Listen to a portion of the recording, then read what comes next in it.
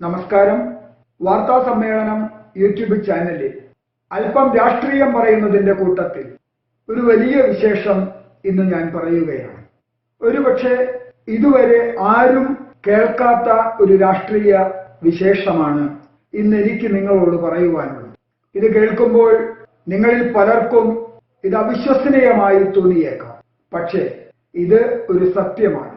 4 പതിറ്റാണ്ട് മുൻപ് ഭാരതത്തിന്റെ രാഷ്ട്രീയ രംഗത്ത് ഏറെ വിവാദമായ ഒരു വാർത്തയാണ് ഇന്ന് ഞാൻ നിങ്ങളോട് പറയുവാൻ ഉദ്ദേശിക്കുന്നത്. എന്തുകൊണ്ട് ഇതിനു മുൻപ് ആരും പറഞ്ഞില്ല എന്ന് ചോദിച്ചാൽ, ഞാൻ ഈ പറയുന്ന സംഭവത്തിന് ദൃക്സാക്ഷികളായവരിൽ ആരും തന്നെ എന്നെ പോലെ ഇങ്ങനെ പൊതുരംഗത്ത് എത്തുകയും വാചാലമായി തന്നെ കാര്യങ്ങൾ അവതരിപ്പിക്കുകയും ചെയ്യുന്ന ആരും ആ ദൃക്സാക്ഷികളിൽ ഉണ്ടായിരുന്നില്ല. ഞാനിത് പല സ്വകാര്യ സംഭാഷണങ്ങളിലും പലരുമായി പങ്കുവച്ചിട്ടുണ്ട്. എന്തായാലും ഇപ്പോൾ ഇത് പറയണം എന്നെനിക്ക് തോന്നി. ഒരുപക്ഷെ ഞാൻ ആദ്യമായിട്ടാണ് ഇത്തരത്തിലുള്ള രാഷ്ട്രീയ വിശകലനം നടത്തുന്നത്. ആമുഖമായി എന്റെ വാക്കുകൾ കൂടിപ്പോകുന്നു. ഞാൻ നേരിട്ട് ആ സംഭവത്തിലേക്ക് വരാം. 1982 മാർച്ച് 28 ഞാൻ അന്ന് താമസിക്കുന്നത് നമ്മുടെ രാജ്യ തലസ്ഥാനത്തെ ഡൽഹിയിലെ വിദ്യാഭ്യാസ ഗവേഷണ സ്ഥാപനമായ National Institute of Educational Planning and അഡ്മിനിസ്ട്രേഷന്റെ ഹോസ്റ്റലിലാണ്. അതേ ക്യാമ്പസിൽ തന്നെയാണ് National Council of Educational Research and Training എന്ന സ്ഥാപനവും. നല്ല വേനൽക്കാലമാണ്. രാത്രിയിൽ ഉറക്കം എന്ന് പറയുന്നത് രാവിന്റെ അന്ത്യയാമങ്ങളിൽ എപ്പോഴോ ഒന്ന് മയങ്ങും, അത്ര തന്നെ. ബാക്കിയുള്ള സമയം മുഴുവൻ കെട്ടിടത്തിന്റെ മട്ടുപ്പാവിൽ ചിലവഴിക്കുകയാണ് ഞങ്ങളുടെ പതിവ് പോലെ അന്ന് ഞാനും 4-5 മലയാളി സുഹൃത്തുക്കളും NCERT ഹോസ്റ്റലിന്റെ 5ാം നിലയുടെ മുകളിൽ തുറസായ സ്ഥലത്ത് അങ്ങനെ ഇരിക്കുകയായിരുന്നു. സമയം പാതിര കഴിഞ്ഞിട്ടുണ്ടെന്നാണ് തോന്നുന്നത്.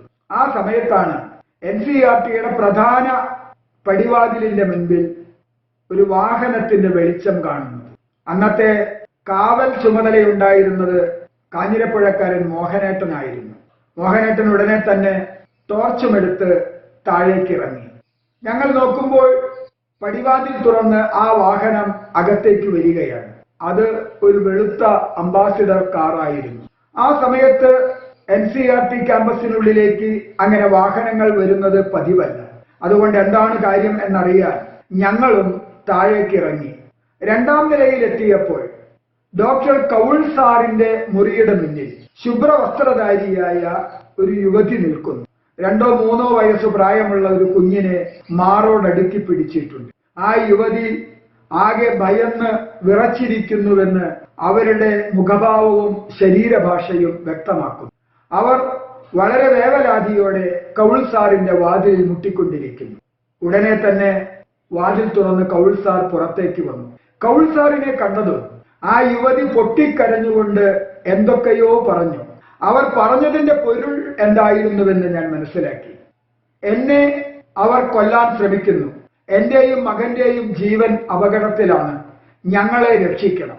ഇതാണ് ആ യുവതി പറഞ്ഞ വാക്കുകളുടെ പൊരുൾ. ആ യുവതി കരഞ്ഞു പറഞ്ഞുകൊണ്ടിരിക്കുമ്പോഴാണ് കൗൾ സാർ ഞങ്ങളുടെ സാന്നിധ്യം ശ്രദ്ധിച്ചത്.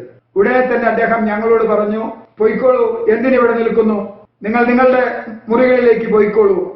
ഉടനെ തന്നെ അദ്ദേഹം ആ യുവതിയെ ഒരു മകളെ എന്ന പോലെ ചേർത്ത് പിടിച്ച് വാത്സല്യത്തോടെ, വരൂ കുട്ടി, നീ കരയാതെ വാ എന്ന് പറഞ്ഞ് അകത്തേക്ക് കൊണ്ടുപോകുന്നു. സ്വാഭാവികമായും കൗൾ സാറിനെ പോലെ ഒരു ഉന്നത വ്യക്തിയായതുകൊണ്ട് അദ്ദേഹത്തിന്റെ ശിഷ്യഗണങ്ങളിൽപ്പെട്ടവരോ ബന്ധുക്കളിലോ ഉൾപ്പെട്ട ആരെങ്കിലും ഒരു യുവതിയായിരിക്കും എന്നെ ഞങ്ങൾ കരുതിയുള്ളൂ. അതുകൊണ്ട് തന്നെ അത് സംബന്ധമായ കൂടുതൽ ചർച്ചകളൊന്നും ഞങ്ങൾ നടത്തിയില്ല. ഞങ്ങൾ മുകളിലേക്ക് പോയി. പുലർക്കാലത്തെത്തുന്ന ഒരിത്തിരി തണുപ്പിന് വേണ്ടി ഞങ്ങൾ അവിടെ കാത്തിരുന്നു. നേരം വെളുത്തപ്പോഴും പ്രത്യേക പ്രശ്നങ്ങളൊന്നും ഉണ്ടായില്ല. എന്നാൽ ഉച്ചയായപ്പോൾ ഏതാനും ഉദ്യോഗസ്ഥർ വരികയും ഞങ്ങളെയൊക്കെ വിളിച്ചു വരുത്തി ഒരു ഭീഷണിയുടെ സ്വരത്തിൽ പറഞ്ഞു, ഇന്നലെ നിങ്ങൾ ഇവിടെ ഒന്നും കണ്ടിട്ടില്ല. ആരെങ്കിലും ചോദിച്ചാൽ നിങ്ങൾക്കൊന്നും അറിയില്ല എന്ന് തന്നെ പറയണം. കൂടുതൽ എന്തെങ്കിലും വിസ്തരിച്ചാൽ, അവരുടെ വാക്കുകളിൽ ഒരു ഭീഷണിയുണ്ട്, കൂടുതൽ എന്തെങ്കിലും പറഞ്ഞാൽ ശേഷിച്ച കാലം തലസ്ഥാന നഗരിയിൽ ഏതെങ്കിലും ജയിലിൽ കഴിയേണ്ടി വരും എന്ന രൂപത്തിൽ. ഞങ്ങൾക്കൊന്നും മനസ്സിലായില്ല.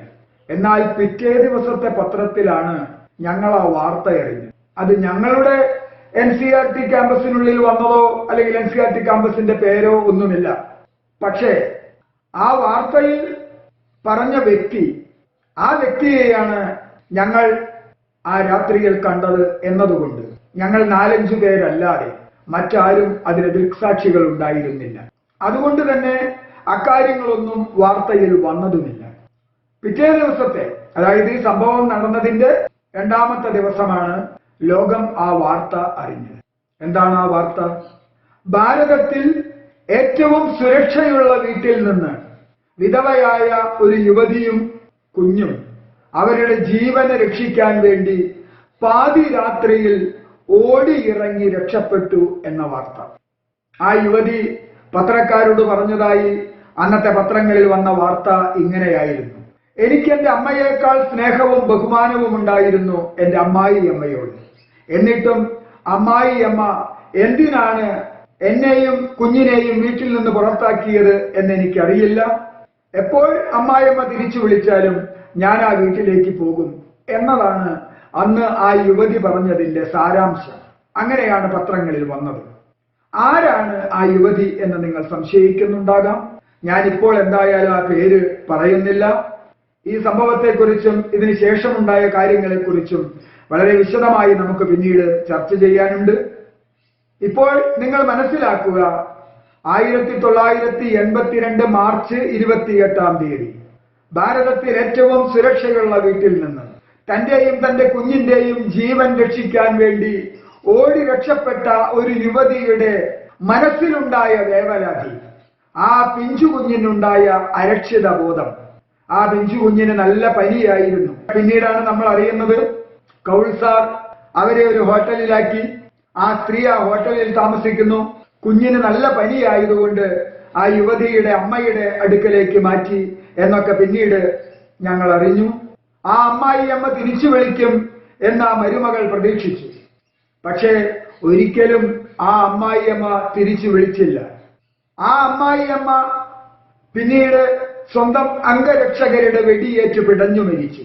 ആർക്കു വേണ്ടിയാണോ മരുമകളെ അമ്മായിയമ്മ പുറത്താക്കിയത്, ആ അമ്മായിയമ്മയുടെ മൂത്ത മകൻ പിന്നീട് ബോംബ് സ്ഫോടനത്തിൽ അതിദാരുണമായി കൊല്ലപ്പെട്ടു. ഞാൻ ഈ സംഭവത്തെ കാണുന്നത് 1982 മാർച്ച് 28-ാം തീയതി പാതിരാത്രിയിൽ ഞാൻ ദൃക്സാക്ഷിയായ ആ സംഭവത്തെ ഞാൻ കാണുന്നത് ഭാരതത്തിലെ ഏറ്റവും വലിയ രാഷ്ട്രീയ കക്ഷിയുടെ പതനം ആരംഭിക്കുന്നത് അന്നാണ്. അവിടെ നിന്നിങ്ങോട്ട് ആ രാഷ്ട്രീയ കക്ഷി ഓരോ ദിവസം കഴിയുന്തോറും ഇല്ലാതായി ഇപ്പോൾ വളരെ പരിതാപകരമായ ഒരവസ്ഥയിലേക്ക് ആ രാഷ്ട്രീയ കക്ഷി എത്തിയിരിക്കുന്നു. വിശ്വസിച്ചാലും ഇല്ലെങ്കിലും ഞാൻ കരുതുന്നത്, ആ പാതിരാത്രിയിൽ വിധവയായ ഒരമ്മയ്ക്കും കുഞ്ഞിനും സുരക്ഷയില്ലെങ്കിൽ അവരുടെ മനസ്സിൽ നിന്നുയർന്ന ശാപവചനങ്ങളാണ് ആ രാഷ്ട്രീയ കക്ഷിയുടെ പതനത്തിനു കാരണം. ആ രാഷ്ട്രീയ കക്ഷിയുടെ പതനത്തെക്കുറിച്ച് വളരെ വിശദമായി നിങ്ങൾ ഇതുവരെ കേൾക്കാത്ത പല കാര്യങ്ങളും നിങ്ങളോട് പറയുവാൻ എനിക്ക് കഴിയും. നമുക്ക് ഏറ്റവും കഴിയുന്ന വേഗത്തിൽ അത് സംബന്ധമായ കൂടുതൽ ചർച്ചകൾ നടത്താം. ഇപ്പോൾ എന്നെ കേട്ട നിങ്ങൾക്കെല്ലാവർക്കും നന്ദി.